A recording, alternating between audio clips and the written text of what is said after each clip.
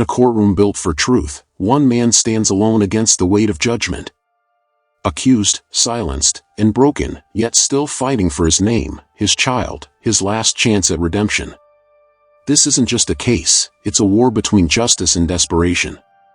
And for whatever reason, it was addressed to her, and it was nothing of the sort of threatening. And Miss Brady's violation was set to be heard. And my attorney said, "Where's this threatening email?" And I gave it to him. I said, "Here." And there was nothing in there threatening. So for whatever reason, I felt like she was trying to poison the well before it even got started.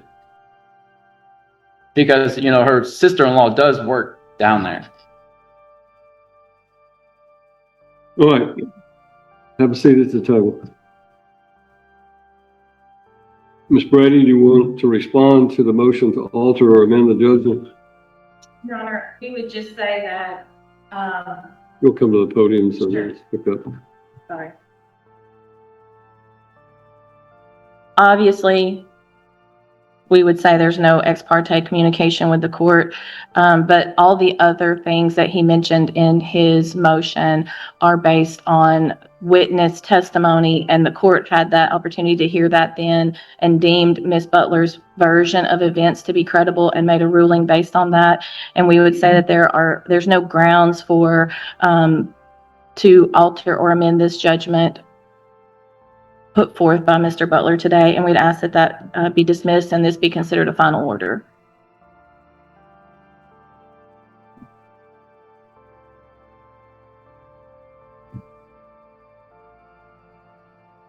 Number one, the court specifically will address the allegation that the court engaged in an improper ex parte communication. Mr. Butler has affirmed on the record that he has no evidence of such a meeting occurring, other than the fact that circumstantially Ms. Butler and her attorney, Ms. Brady, exited the courtroom, and that I exited the courtroom at the same time. That alleged meeting did not occur. There was no ex parte communication between me and Ms. Brady and Ms. Butler. And I specifically find that allegation was made without any evidence and nothing more than circumstantial belief by Mr. Butler that somehow something was being done inappropriately. So I find that basis is a false allegation regarding the behavior of this court and that of Mrs. Brady as the attorney for Ms. Butler. In addition to In a courtroom where truth and lies blur together, one man fights not just for freedom, but for the last pieces of his life. His words echo through the silence. "I've lost everything, my son, my home, my hope."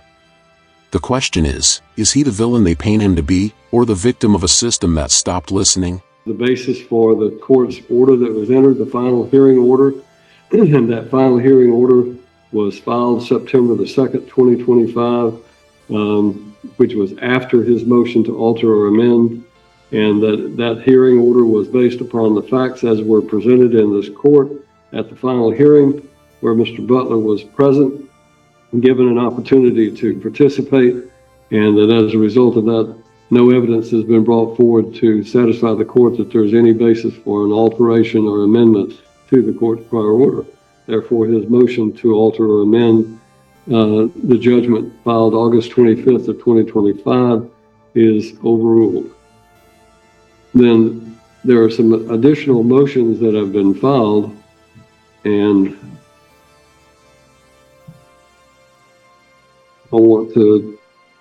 I would like to address those motions, Ms. Brady, unless you need additional time to consider them.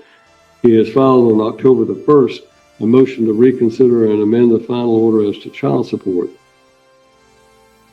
Which might not be the top of your list. I filed a motion to dismiss all of the remaining motion and for sanction.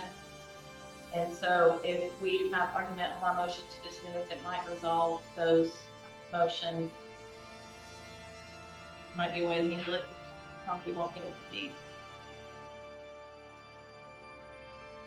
We'll consider your motion to dismiss, and consider that before we take up any of these other motions, because if your motion is valid, then it will not be necessary to consider those additional motions. Your Honor, so the other motions were not, as you know, set on the docket today, but I wanted to bring them all up before the court today so we could just deal with this all together. So as you can see, I filed a motion to dismiss. He has additionally the motion to reconsider and amend as to child support, an emergency motion to reinstate parenting time, and for immediate hearing, a motion for mistrial. There was a motion for personal items that's already been dismissed by Judge Turnbow because for failure to prosecute. So on these remaining motions, Your Honor, I would say that these are going to fall kind of in the same lump as the motion to alter or amend. They're all based upon problems that Mr. Butler has with testimony that the court considered that he had an opportunity to cross-examine and participate in that hearing. And we would ask that all of those be dismissed. Every motion he files is another cry for help, dismissed, overruled, ignored. The law stands firm, but so does his pain. He's not asking for sympathy, he's demanding fairness. Yet in a place built for justice, his voice is drowned by legal noise. As we know, there's been a history of harassment and stalking and domestic assault. And now that Mr. Butler is unable to do that out on the street, he's using this court to continue this harassment because he's dissatisfied with the court's ruling. And he has had no basis for these motions. And so we would ask that he be responsible for attorney's fees today. Additionally, though this was very late filed, and I'll acknowledge that, I filed a motion to relocate, and also we're having a problem selling the house. I understand if Mr. Butler doesn't want to deal with that today, he has that right. But you had asked that if we can't get the house sold at list price, that we need to come back and talk to you about that. And they've had one showing the whole time that it's been on the market with no movement. And we're asking that if the court will hear that today, that we be allowed to accept the reasonable recommendation of Amanda Bell, who is the realtor, and just try to get this house sold. But I understand if that needs to be reset. When you say I had asked you to come back and talk to me, you were talking about having come back to court on that issue? Yes, Your Honor. So in our final hearing, our final decree, you had said if she's not able to sell it at list price, that we needed to get permission from the court to reduce that price so that there was a basis for it. And if you need to hear from Ms. Butler, we can do that to describe you it. Just filed it yesterday, so I'm not going to require Mr. Butler to have a hearing on that particular issue because of the fact that he's entitled to 5 days notice prior to that. We can set it later in this month for a hearing, but Okay. It would not have to be, it would not be fair to him to have a hearing today with a motion filed yesterday. I understand. Mr. Butler, did you raise your hand? Do you have something you wish to say? Yes, sir. The house is listed way too high. It's listed at like almost Come up to 400,000. the podium. She has the house listed way too high. It's at 400,000. It's not worth that much. I understand that the market value has fluctuated these last few years, but it was nowhere close to that. And then also with the motion for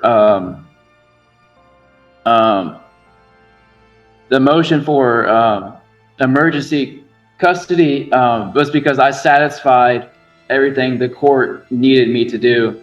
But right now I'm incarcerated right now with no probable cause. So, that's why I can't keep up with everything. And a lot of this is not. He claims corruption. They call it delusion. Between his words and their silence lies a storm of betrayal. The courtroom listens, but judgment was written long before he spoke. And somewhere between truth and revenge, another father's heart breaks. And they got the house marked up way too hot. And then, Your Honor, I just really hope you'll take into consideration that, a lot of this was done, and I have been targeted by the Cheatham County Sheriff's Office. They violated my probation the first time based on words, and I've got proof of it.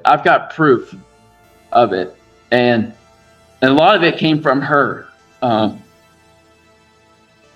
And I just really hope you'll take that into consideration, Your Honor. I mean, I've been a good parent. I'm a supportive parent. I've worked our entire marriage. I've worked until I lost my job. And then on top of that, I didn't just sit there. I went out and I made money. It wasn't, a bum. I did what I could for my son. I went from being that dad every day for my son to nothing. And they just took everything out of my life. I'm in jail right now for nothing because they targeted me she could win 100%. All right.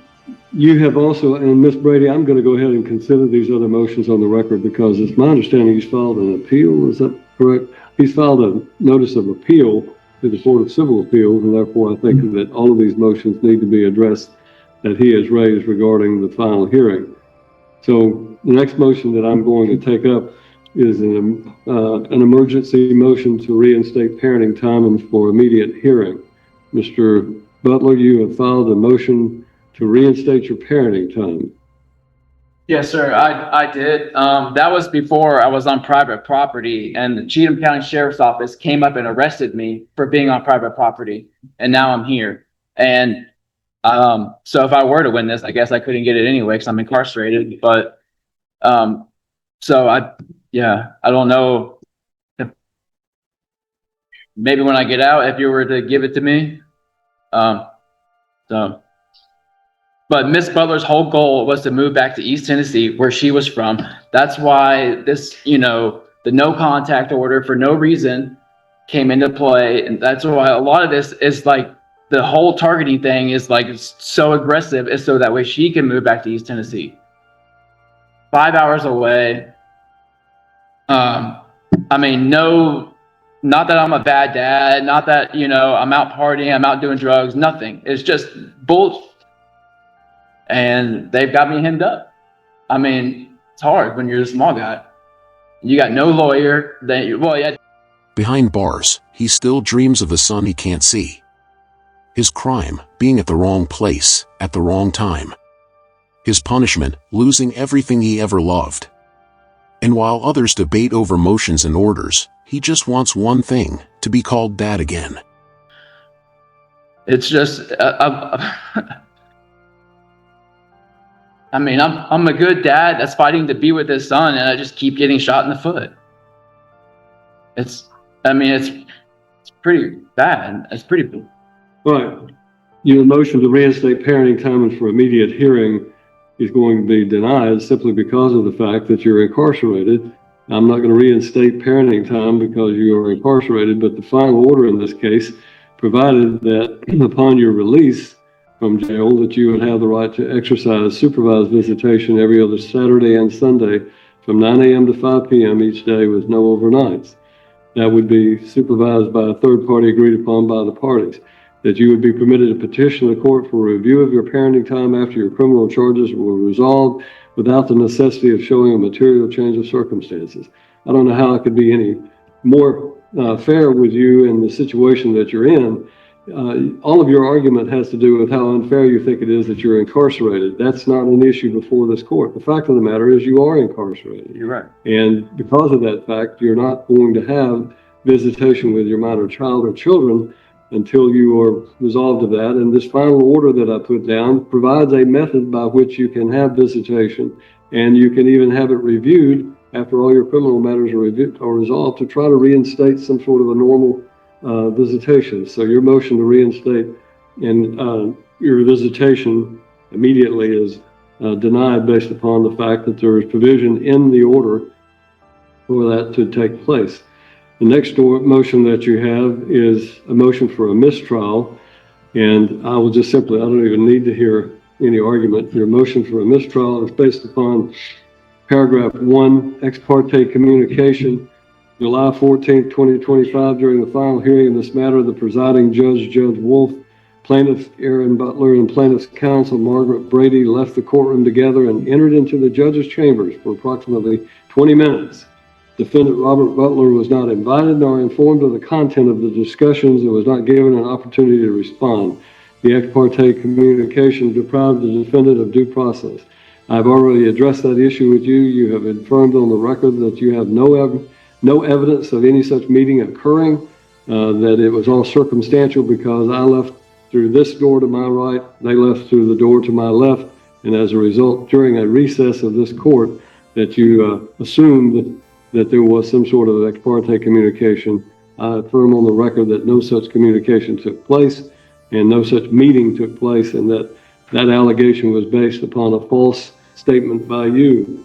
Therefore, your motion for a mistrial is denied. All of the rest of this, of your motion for a mistrial, which is not appropriate after the final, you don't file a mistrial motion after the case is concluded. And for that reason, in addition to the fact that I've considered all of the other bases, and there is no basis for a mistrial to be granted after the entry of the final order in this case. The last motion is a motion to reconsider and amend the final order as to child support. And at that point in time, I found that the mother's income was set at $6,000 a month in the final hearing, that your income was imputed even though you were in jail pursuant to the rules of the child support guidelines, simply because of the fact that if you were unemployed, it was due to your own fault. As a result of that, you could have the imputed income that the child support guidelines provide. I applied that to the calculation of child support, and therefore you're not entitled to an amendment as to the calculation of child support. That concludes all of the motions that are set, other than the motion to relocate, which was filed yesterday. I will not consider that until he's been given appropriate notice, an opportunity, and that would be later in the month that we have a chancery day we can set it. Your Honor, I know that we're not taking up the motion for reducing the price of the home either, but since Mr. Butler seems to be on the same page as that, you think that we could consider that so that we can get that house sold and they can get some funds? If he's willing to do it, we can. I mean, if he's willing to waive the 5 days notice and have it heard, yes. Mr. Butler, the rules of civil procedure provide that you're entitled to 5 days notice prior to the hearing on a motion that's been filed. They filed their motion to reduce the value of the property and to accept an offer less than the listing price yesterday. So therefore, you have the right to object to that, and I'll have it set later in the month, or you can agree to hear it today, and then we'll put on the proof, let them put on the proof about why they need to accept this offer. Do you understand all that?